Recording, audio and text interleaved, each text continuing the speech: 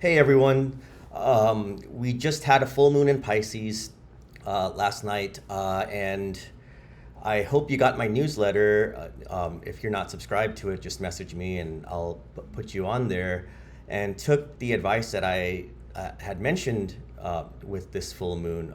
It's with this full moon, the mantra is I discern Virgo with intuitive wholeness, Pisces, and this was a full moon to like emotionally get in touch with your communion to source, to nature. It's time to reflect on where you stand as part of this whole that we're in. It's how do you fit into that whole? And with Pisces, you always have to watch out for the distortion of Pisces, which is escapism. I just want to check out. I don't want to be in this reality. Can't I just like have my fantasies and my drugs or whatever we do to escape the Virgoan day-to-day routines? It's about how it's testing how well you're able to walk through this physical earth plane, even when things aren't going your way or not to your liking. And with Pisces being the last sign, there should have been some. There is right now going on a culmination of places where we're not settling for anymore. We're in the past we might have just like given up or compromised a little too much to like just kind of let things go. Now it's that realization a lot of us are having that like I'm not settling for that anymore. I'm gonna go do what I want now. And so in that sense, this is kind of the beginning of that end. Like the future, the future is going to be very different now. It's things are going to clarify a lot more, especially as I'm about to say. So like right now we have 7 planets that are retrograde, and that's including Chiron, and if you include Eris, that's 8 planets.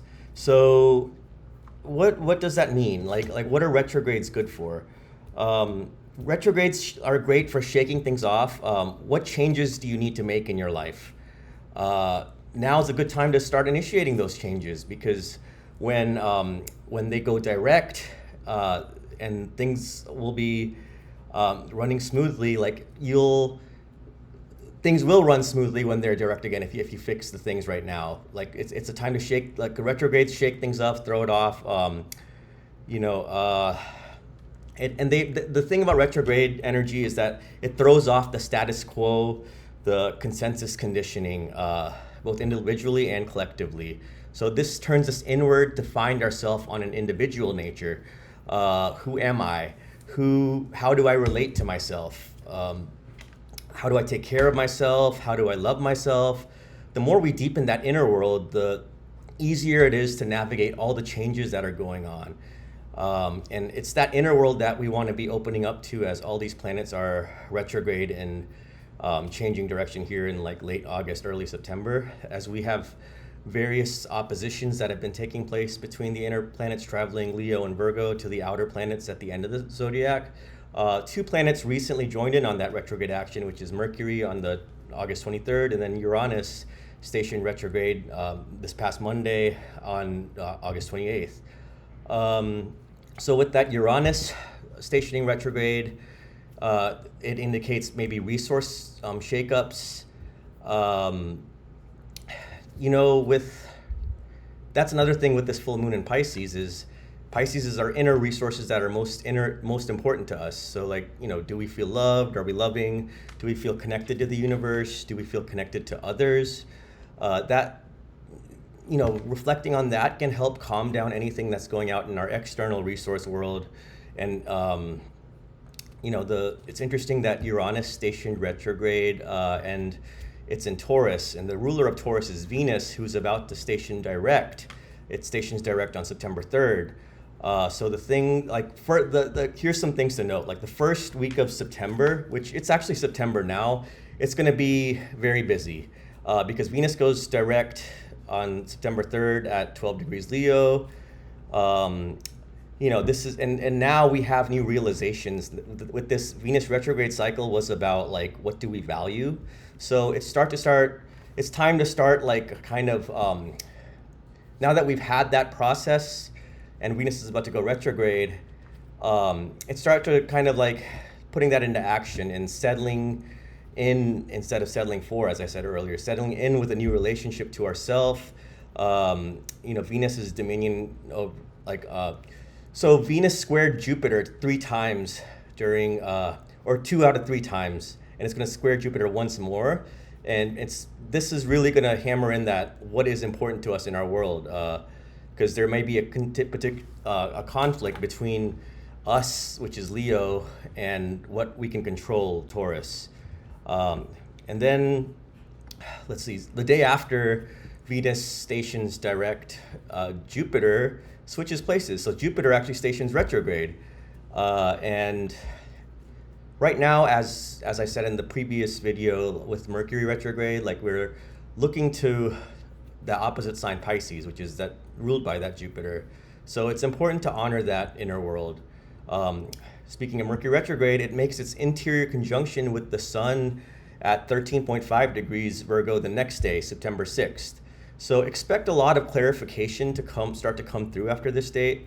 Mercury makes 3 waxing trines to Jupiter during this retrograde cycle, while Venus had the squares to Jupiter, which was about budget crunch, resource upsets coming through, really having to define what's important to us.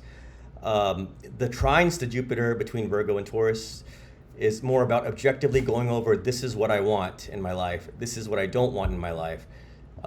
Mercury's the left brain, Jupiter's the right brain. So with these trines, it makes that connection. And what's beautiful about that connection is that that's what allows intuition to come forth and allows the intuitive hits to spark us however they need to.